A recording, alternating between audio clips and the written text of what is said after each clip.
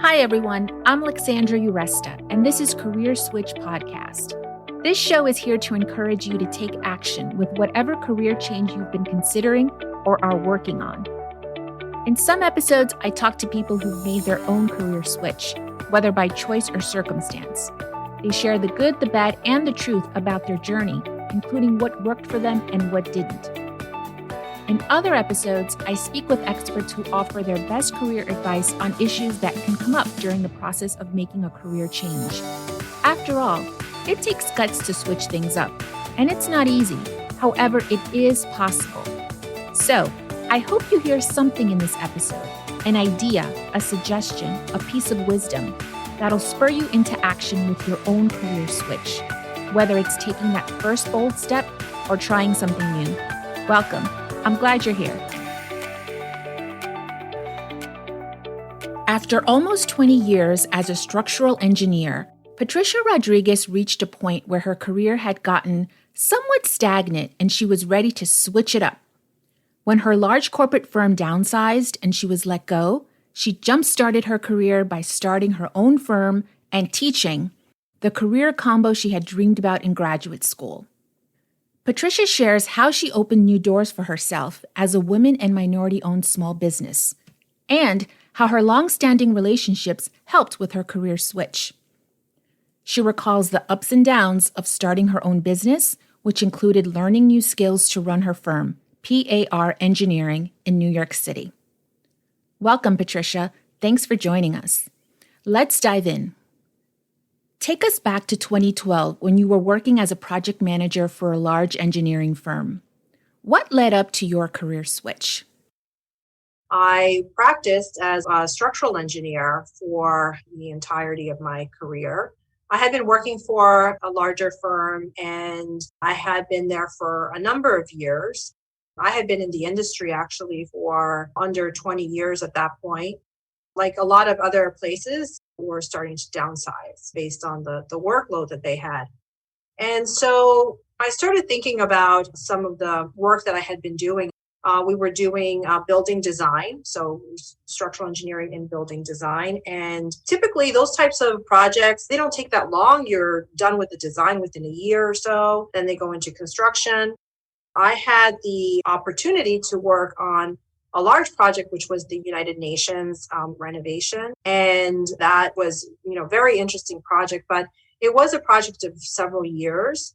So at some point it did become a little bit repetitive in terms of the work that I was doing. So that was really the beginning of me starting to think about what were the next steps? What did I want to do after that? Did I want to continue, join another firm perhaps, and continue doing what I was doing? And I realized that really wasn't something that seemed attractive to me at the time. And so that planted the seed of looking for what else is there out there that I could potentially do. What were your first steps after your company downsized and you were let go? So initially, it was more about just taking a step back and taking a breath to just understand what had happened, especially after being somewhere for so long and doing something for so long, right? I didn't do that much initially. I did take some opportunities to do some work as an independent contractor. So I did work with some old colleagues, basically assisted them with some of the projects that they were working on. So I did that for a little bit as I started looking into what other opportunities there might be out there. I looked into, for example, being an engineer in a sales position, not doing sales, but working at a company that put out a product and being an engineer for them. So that was something that I looked into, and I found that just wasn't the right fit for me. And that is also the time when I started to look into academia and see if that was something that might be a direction for me as opposed to continuing in the industry. Why academia? I actually went to graduate school with the intent of teaching. That was something that I always thought that I might go into. I was exposed to some great professors at that time, and there was one in particular who was doing a combination. He was teaching as an adjunct professor, so he was teaching part-time, but he also was working full-time as an engineer at a firm. And I remember thinking when I met him that this is the dream. This is, what I would love to have, this mix of these two things. At this point, this was a time when I thought back about that idea that I had. I also ran into someone who was a friend and who was also an old colleague, and she thought that would be something that would be a good fit. So she also reinforced, I guess, in some ways, what I was already thinking. Why did your friend think this was a good fit for you? I was managing projects and she was an engineer on those projects. And so she felt that in many ways I acted as a mentor at that time to her. She felt that the way that I approached that was in a way that she felt I would potentially be good at teaching as well. So along with teaching, you also thought about starting your own firm. How did that come about? So the starting my own firm was also a process. I was working at the time on some larger projects an old colleague had going on. And he was very encouraging of me starting my own firm and pursuing some additional opportunities that way. So this was back in 2014. So 7 years ago, I decided that it made sense. I had to think about it because obviously this was a point where you make the conscious decision of, okay, well, I'm not going to pursue being an employee and, really going in a completely different direction. But I felt that it was the right decision at that time. This really does go hand in hand with the academic route as well, because at the same time, I was teaching full time as a substitute professor. So while I was teaching as a substitute professor, I incorporated and I started putting into place the systems that I would need to really focus on ramping up my firm. What excited you about starting your own firm, and what made you hesitate? That's a great question. Well, I'll start with what made me hesitate. There's a lot of fear of the unknown, of course, that goes into it. There's a lot of business practices that I felt that I needed to know. The biggest issue, of course, is how are you going to secure work? That is a big unknown. In terms of what made me, I guess, excited or looking forward to this is that, as I mentioned before, I felt that I was a little bit stagnant in my career. And all of a sudden, I needed to look into all of these things that were new to me. On the one hand, it seems scary. But the flip side of scary is exciting. It's exciting to learn new things, especially when you've been in your profession or career for, like a couple of decades. You feel like, well, I know certain things. But then to learn something new is very exciting. That to me was an impetus to keep going. What new skills did you have to look into and learn? In my business, you need two types of skills. You need the technical skills to be able to direct other engineers or to do the engineering yourself, especially as you're starting out. Then there's the business aspect, administrative aspect of it. So for me, it was not relearning, but almost reverting back to early in my career where you had to do all of the busy work that now there's no one else to do it, initially until you start hiring people. So it was kind of refining those early engineering skills.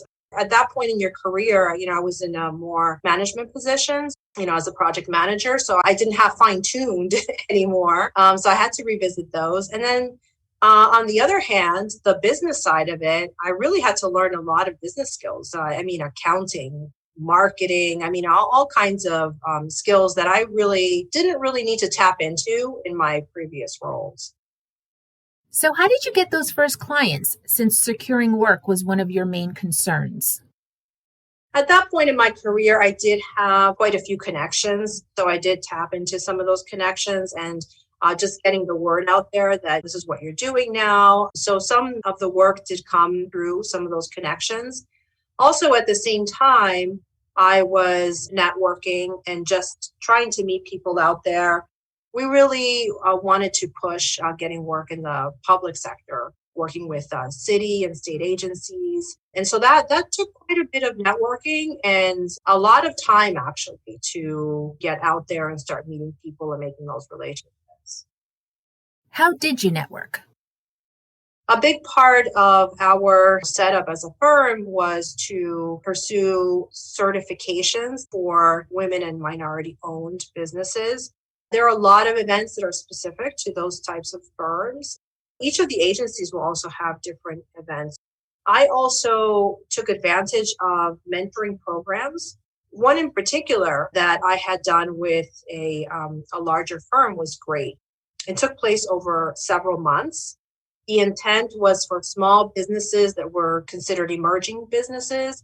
I actually made some great connections there that I'm still in touch with. In some cases, we've collaborated on several projects. That actually was invaluable.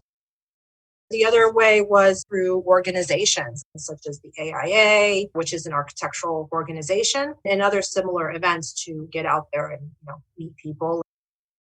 What are some ups and downs you've experienced running your own firm? Definitely it can be a struggle to find work in the beginning, getting a portfolio of experience that is actually through your firm so that you can prove that that's work that you've done and that you can perform.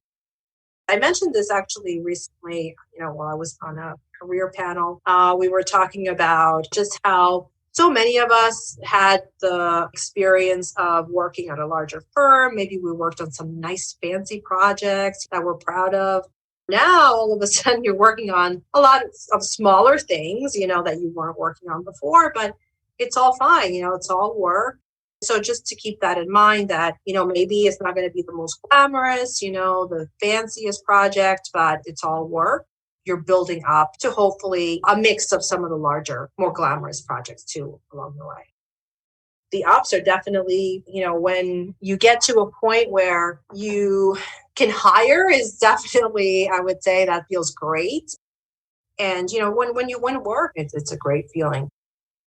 Speaking of winning work, does it help to be a woman and minority-owned firm? Would you recommend going this route for a small business?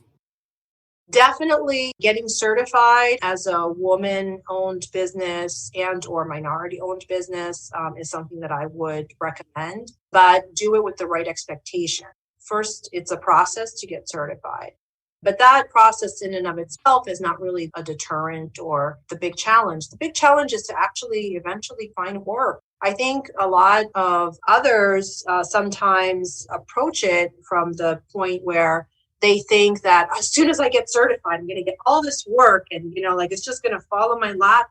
I remember going to some seminars at the time saying, look, that's not going to happen. It comes down as anything else to relationships that you build.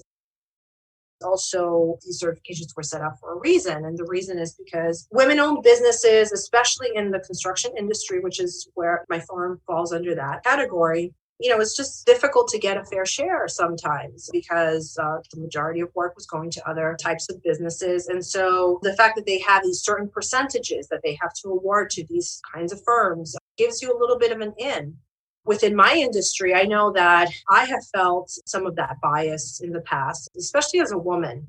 One of the stories that sticks out in my mind is my involvement in a project where it was clear that the owner's rep did not feel that speaking to me or dealing with me on some of these engineering issues was as valid as it was speaking to my colleague, who happened to be a white male. This is something that you do get sometimes. I think it's important not to take it personally and understand that the issue doesn't lie with you, it lies with the other person. But I think that's where being certified also can really help in some of these situations, but it doesn't preclude coming across these situations. What kind of projects does your firm work on? Within the private sector, we do small to mid-sized new buildings. We do quite a bit of work in Brooklyn. We do a lot of renovations, so a lot of brownstone renovations. That has been what we call our bread and butter. More recently, we're doing a lot of hospital renovation work within Brooklyn, and we're hoping to branch out into a Manhattan hospital system. So yeah, this is the kind of work that we've been focusing on more recently. As a small business, how did you make it through this last year with the pandemic? It's definitely affected my industry for sure. Construction even went on hold for a certain period of time. So, that for sure affected us. For us, we were really lucky, I guess, that we were working on the biggest project that we had worked on to date, had started at the beginning of 2020. It was a project that was supposed to go on for a number of years, and it did keep going at, the pace that it was going for about 6 months, and it went on hold and then it went away. It was in the aviation industry. We all know what happened with the aviation industry in 2020. So it was no surprise that it went on hold and, went away for some period of time. So that was really difficult as a small firm to kind of get through. But as I said, we have some of this other work that we're hoping is going to carry us through until everything picks back up. But it's going to be some time. We've been through this before, back in 2008. That was another time that was difficult on the industry. Eventually it recovers. And so we hope that we'll be part of that recovery. Let's circle back to your teaching. How did you land your first teaching position with no experience? And how do you like teaching university engineering students? So with the teaching, I did 1 semester as a substitute teacher. And that position I found actually just through an ad. On my resume, I did mention the mentoring of younger engineers. So I did have that experience. So even though I hadn't been teaching per se, I had mentored a lot of younger engineers. So that counted. They actually have you do a presentation and you present that in front of students and in front of other faculty members. So that's what I did. I was very nervous. I remember because I hadn't done this before, obviously, and I had to put together this presentation on design. And I guess it went okay because I was able to get that job. I believe that because I did that, it more easily really led to my next teaching position with a different university. Also, part of the networking, I had attended a meeting actually for a new building. This was sponsored by the university that I actually wound up teaching at subsequently. I ran into someone who I had known since my time as an employee. We had a good relationship. I asked if they were looking for adjunct professors, and he just basically brought me right in there. That was a great match for me. I love the students there. And so I've been teaching as an adjunct professor at that university since that time. I get a lot of satisfaction out of teaching. It's a different dynamic that you get being around students at that stage in their lives where everything is being absorbed and, just all this learning. What advice do you have for our listeners who are working on their own career switch, especially if they're starting their own business? You'll find, especially when you're setting up business initially, you have to know about a lot of different things and you have to do a lot of things on your own, but know when to seek professional help. What I mean by that is there are certain things that are just going to take so long to do that it's maybe just best to, for example, maybe there's some accounting that you need to have done. Go to an accountant, and maybe it's a good investment to have some of that work be done by someone else. In my case, for sure, it was setting up the website. So for the longest time, I wanted to set up a website. I was influenced by others that said, it's not a big deal. You can do it. Use this website builder and blah, blah, blah. I don't like doing those things. And as a consequence, I'm not good at it. So I went to someone. She did a great job. I was very happy. And that was the best investment of the firm's funds up until that point. Keep in mind, for those who are looking to go into business for yourselves, that there are professionals that can do some of the work. You don't have to do everything yourself, and maybe that's the best option. The last thing I would say is to have some faith and to believe in yourself along the way. I found that sometimes it's difficult to do, and it was difficult to do for me when things seemed like, well, when are we going to get some work? Or, we've been sending out all of these proposals. We've been networking. I've been doing this for so long. I'm tired. I met some naysayers along the way too. Well, you got these certifications, but, it's just, like it's nonsense. It's just for show, like the city provides these things. So it really took a lot of belief in myself. And believe me, there were a lot of questions along the way. The biggest discouragement is when you go from a steady, secure position to something that is the opposite of that. unsteady, insecure. Cash flow is sometimes it can be quite a few months before you see cash flowing in, just cash flowing out. So definitely there's a lot of feeling of kind of questioning, whether that's worth it. And then something happens and it is worth it, So I think it's like so many things in life that you just have to believe that this is the right thing. But I stuck with it and it paid off in the long run. So I would say to hang in there and believe in yourself. Thank you to Patricia Rodriguez for being our guest today and for telling us how she jump-started her career and achieved her dream combo of teaching and running her own business. You can find Patricia's engineering firm, PAR Engineering, at par-eng.com. You can find links to the resources mentioned in this episode and more helpful information in the show notes and on our website, careerswitchpod.com. While you're there, join our mailing list and follow us on Instagram and Twitter at CareerSwitchPod. So what's your career switch? Are you excited to take action after listening to this episode? Tell us at CareerSwitchPod.com. We'd love to know, along with any feedback you have about the show. We're a new podcast, so please rate, review, and share with your friends and colleagues. It'll help get the show out there. Thanks for listening today. Till next time.